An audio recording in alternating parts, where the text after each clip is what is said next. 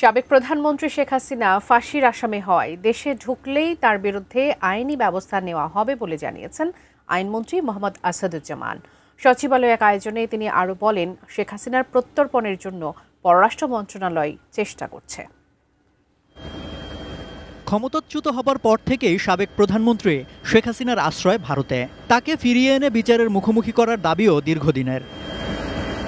বৃহস্পতিবার সচিবালয়ে বাংলাদেশ আইনগত সহায়তা অধিদপ্তর ও Bangladesh Legal Aid and Services Trust ব্লাস্টের মধ্যে একটি সমঝোতা স্মারক স্বাক্ষর অনুষ্ঠানে এক প্রশ্নের জবাবে আইনমন্ত্রী বলেন, শেখ হাসিনাকে ফিরিয়ে আনার চেষ্টা করছে পররাষ্ট্র মন্ত্রণালয়। একজন ফাঁসির আসামি হলেও সে যদি বাংলাদেশের নাগরিক হয়, বাংলাদেশের আইনের প্রতি শ্রদ্ধা দেখিয়ে বাংলাদেশে এসে সারেন্ডার করতে চায়, সেখানে হয়তো তার সারেন্ডারের আগেই অ্যারেস্ট হবে।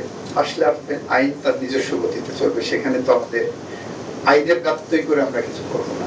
উনি কিভাবে আসবেন এটা ওনার সমস্যা, এটা আমার সমস্যা না। আমাদের এটা হলো আমার চৌহদ্দির মধ্যে যখন ঢুকবেন, সেই চৌহদ্দিতে ঢুকলে আইন যেটা আমাকে ক্ষমতা দিচ্ছে, আমি আইনের প্রয়োগটা করবো। As simple as it is.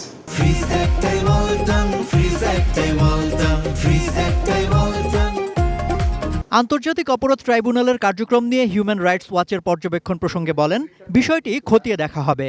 Human rights watch ওনাদের জায়গা থেকে ওনারা যদি একটা অবজারভেশন দেন, আমাদের দায়িত্ব হলো সেই অবজারভেশনটাকে কগনাইজেন্সে নিয়ে বিষয়টা খতিয়ে দেখা।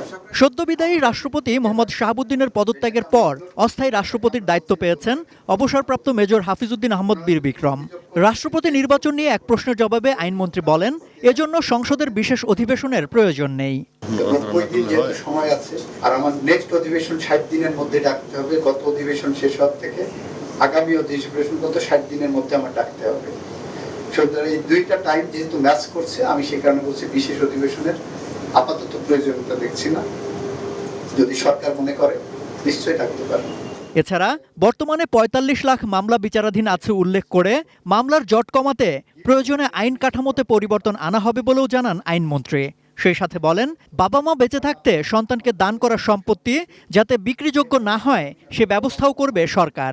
আবার এমন পরিস্থিতি যদি তৈরি হয় যে বাবার চিকিৎসার দরকার, এই সম্পত্তি বিক্রি না করে চিকিৎসাও করতে পারবে না, সন্তান সম্পত্তি বিক্রি কনসেন্ট দিচ্ছে না, সেক্ষেত্রে জেলা জজকে আমরা একটা ক্ষমতা দিয়ে রাখছি। জেলা জজ যে আবেদন করলে সে সেটাকে বিবেচনায় নিতে পারবে। সম্রাট আনোয়ার, এটিএন নিউজ, ঢাকা।